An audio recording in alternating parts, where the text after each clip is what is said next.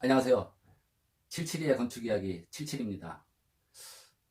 이 시간에는 자격증에 대한 얘기를 드리려고 해요. 여러분도 뭐 많이 아시다시피 자격증의 종류가 엄청 많습니다. 그리고 저는 이제 다른 분야는 잘 모르고 이제 건설 관련, 건축, 토목, 에너지, 뭐 자동차 이쪽으로 제가 좀 말씀을 드릴 수가 있는데 어쨌든 이제 자격증은 국가기술자격법에 의한 자격증도 있고 또 하나는 뭡니까? 이제 국가 자격증 말고 민간 자격증이 있어요. 그래서 요즘에는 정말 많은 정보가 있죠. 그 쏟아지는 정보의 홍수 속에서 여러분들이 그걸 잘 구별을 하셔야 됩니다. 자격증은 크게 이제 국가 인정, 국가 기술 자격증이 있고 민간 자격증이 있다. 그럼 한마디로 민간 자격증은 뭐냐? 민간 자격증은 민간 단체에서 자격증을 발급하는 겁니다. 그래서 그것도 과거에는 마구잡이로 발급이 되는 적도 있었는데 지금은 이제 민간 자격 협회라는 데서 일정의 어떤 기준을 만들어서 그 자격증을 이제 발급을 하는 거예요. 그리고 국가기술 자격증은 이미 있는 자격증 이외에 새로 어떤 법이 제정이 된다. 뭐 녹색 건축 뭐 지원법, 뭐 에너지 관련 법률 이런 것들이 개정되고 또 법이 생겨나면서 거기에 따른 부수되는 전문 인력이 필요할 경우에 이제 국가기술자격법에 의해서 또 새롭게 나오는 자격증도 있고 그렇게 되는 겁니다. 그래서 분명히 여러분들이 분간해야 될 거는 어떤 자격증이 국가기술 자격증이냐 아니면 민간 자격증이냐. 그럼 민간 자격증 중에서도 이거는 어느 기관 어느 단체에서 발급하는 거냐. 공신력도 있고 그런 게 있어야 되겠죠. 그래서 자격증에 대한 이런 오해와 잘못된 이해 그리고 그 어떤 이 속에 관련된 그런 잘못된 정보 속에서 그런 자격증들은 잘못하면 이제 여러분들이 힘들고 수고하고 시간 낭비 또 공부하면서 어떤 뭐 학원비, 교재비 이런 거 다 낭비가 될 수 있어요. 그래서 자격증도 잘 구분을 하시는데 이제 현대 사회는 뭐 값어치 있는 자격증, 값어치 없는 자격증, 뭐 좋은 자격증, 나쁜 자격증보다 그저 나하고 걸맞는 나한테 필요한 또 내 적성에 맞는 그러한 자격증 하나 정도는 여러분들이 뭐 이제 열심히 일하시고 또뭐 텔레비 보는 시간을 좀 줄여서 그런 자격증에 하나 도전해 보는 것도 괜찮아요. 네. 그래서 세상에 굉장히 많은 게 있잖아요. 뭐 하여튼 뭐 여러 가지 많은 게 있습니다. 크게 좋은 거 있고 나쁜 거 있는데 이 나쁜 쪽은 관심 갖지 마세요. 나쁜 거. 물론 뭐 어디 우리나라에도 많고 미국에도 많고 세계 어디를 가나 나쁜 거 많이 있어요. 그리고 또 좋은 것도 많이 있습니다. 그러면 우리는 이 좋은 쪽을 보고 좋은 쪽에서 뭔가를 골라내야 돼요. 나쁜 거 많이 알아봐야 뭐 기분만 안 좋고 그쪽으로 눈 돌리지 마세요. 그래서 좋은 거 중에서 나한테 필요한 거를 찾으면 됩니다. 그래서 사실상 아무리 많은 게 존재를 해도 내가 모르고 있는 거, 내가 모르는 거는 없는 거나 마찬가지예요.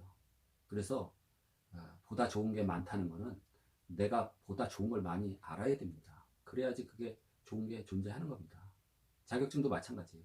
여러분들이 특히 이제 관련 전공하시는 분들 관련 기술 자격증은 꼭 취득을 하라. 나 이렇게 지금 권하고 싶어요. 예.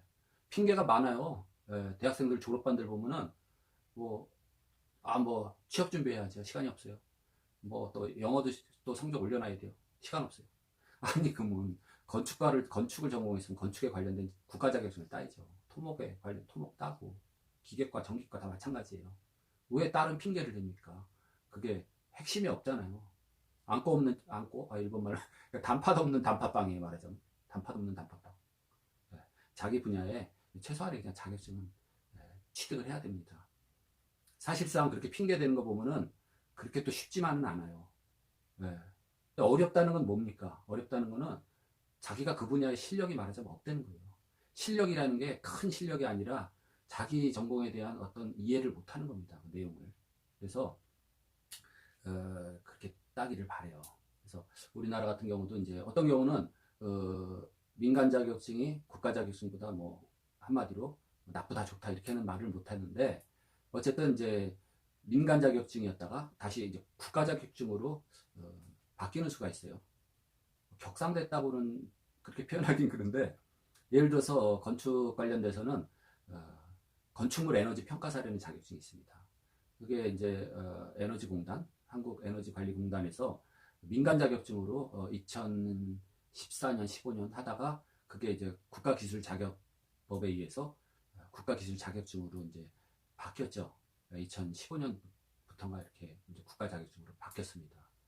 에너지 건축물 에너지 평가사. 뭐 하는 거냐? 한마디로 건축물에 관련돼서 이 건축물이 에너지가 얼마가 소모가 되고 그런 에너지에 관련된 그런 일을 하는 거예요. 평가하고 어떤 관리하고 이런 그런 자격 분야입니다. 그래서 이제 국가에서 저탄소 그런 환경, 그 다음에 이제 에너지 세이브 뭐 이런 거랑 관련해 가지고 건축물들도 뭐예요. 요새 전자제품, 자동차 마찬가지로 에너지 효율 등급이라는 게 있잖아요. 건축물도 마찬가지로 이제 에너지 효율 등급 이런 거 다 이제 체크를 하고 등급이 매겨지고, 그래서 건축물이 소모하는 그런 에너지를 줄이고, 아울러서 탄소 배출량도 줄어들고, 이제 세계적인 이제 환경 보호 입장과 우리나라 국가에서의 그런 정책도 같이 발맞춰서 그렇게 법이 제정되고, 그 법에 의해서 관련 이제 전문 인력이 필요하고 그런 겁니다. 그래서 이 자격증이라는 건 어떻게 보면은 국가 행정의 어떤 편의 때문에 이렇게 이런 제도가 있다고 말할 수가 있어요.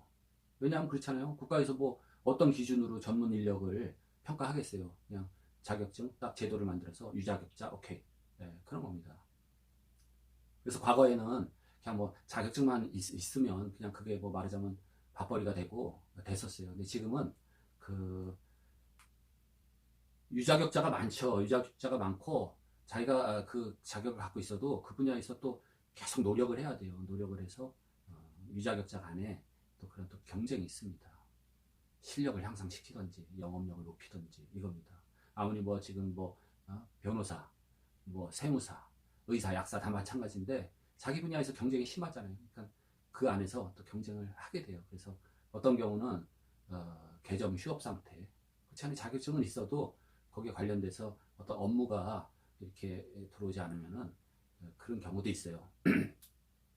그러면은 이제 뭐 자격증에 관한 뭐 다른 것보다도 제가 좋다고 권했으니까 시험 같은 거를 볼 것 같으면은 그렇게 이제 자격증에 대한 어떤 그런 통과 시험을 봐야 되잖아요. 그래서 거기에 대해서 간략히 좀 제가 얘기를 드릴 수가 있어요. 자격증 시험이 보통 뭐 1차 시험 있고 2차 시험. 1차 시험에서 한번 커트를 합니다. 기본적인 사항, 뭐 사지선다, 오지선다 이제 골라잡기 시험을 해가지고 기본적인 어떤 수준을 평가해서 1차 시험에서 이제 한번 걸러내고, 그 다음에 이제 2차 시험. 2차 시험은 형태가 많잖아요. 실기 시험도 있고 뭐 필기, 단답형, 논술형, 뭐 작업형 이렇게 해가지고 건축에서 뭡니까 토목 분야 토목 재료 시험 그런 계통은 실제로 작업을 해야 돼요. 콘크리트 뭐 슬럼프 테스트 직접 해야 됩니다. 철판에다가 콘크리트 비벼서 슬럼프 테스트 하는 과정, 또 뭡니까 시멘트 품질 같은 거 하려면 뭐 시멘트 비중 시험, 또 골재 같은 거 체가름 시험 이런 거 다 실제로 해서 거기에 딱 이제 분석표 작성해가지고 답을 내는 경우가 있어요. 자 보시면은 이 세로축이 뭡니까? 이게 난이도의 난이도. 난이도. 굉장히 어려운 거, 굉장히 쉬운 거.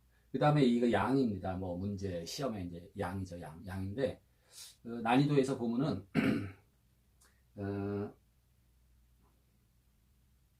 대략 요 부분 정도?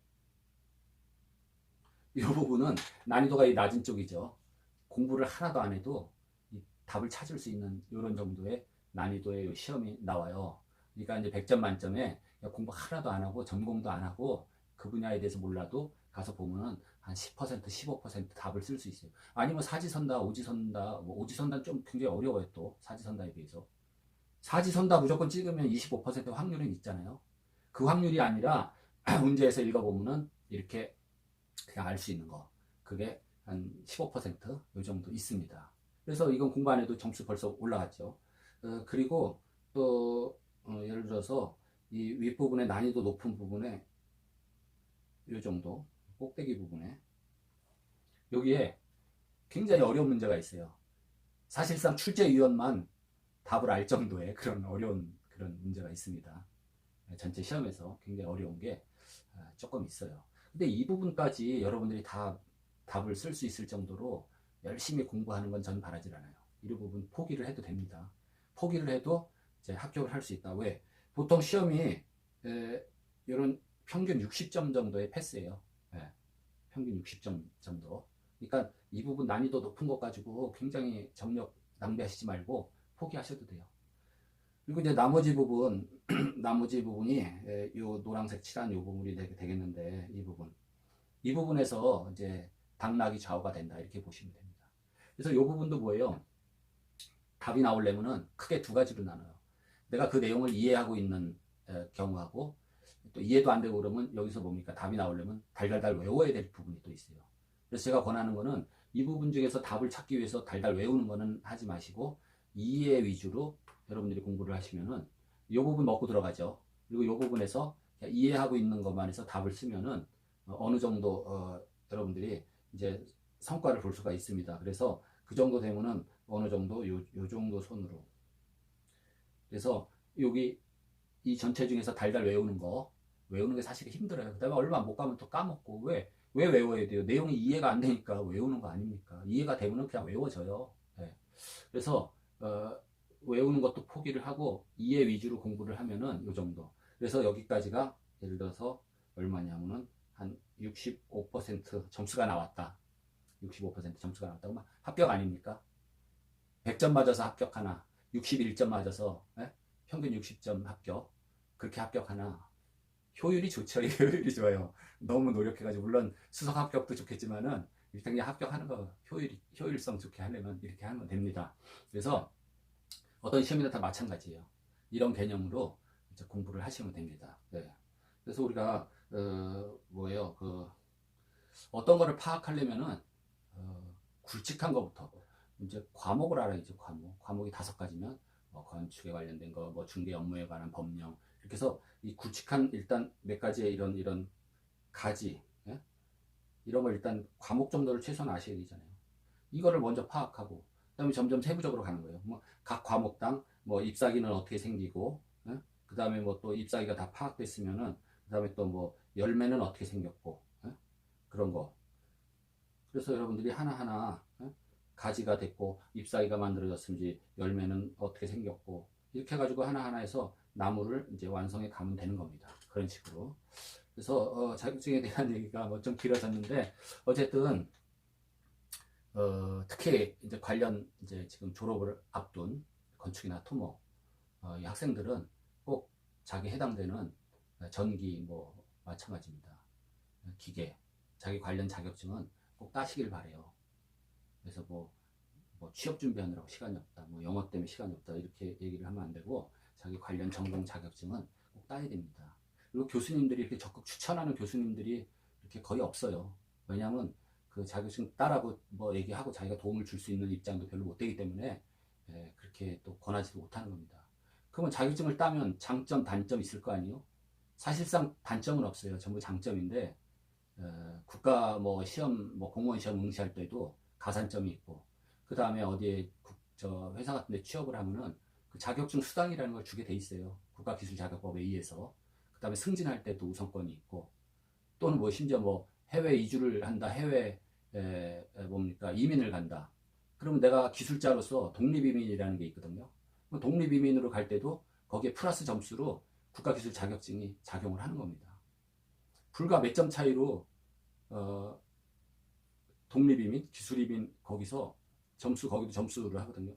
떨어져요. 자격증이 있었으면은 가산점, 상점, 합격 이렇게 될 수도 있는데 떨어지는 수가 있습니다. 그래서 여러 가지로 좋아요.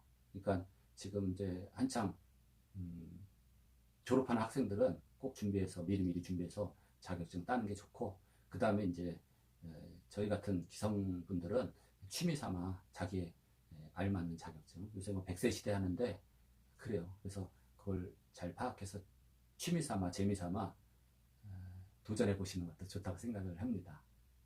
오늘은 자격증에 대해서 간략하게 말씀을 드렸습니다. 다음에 또 뵙겠습니다. 고맙습니다.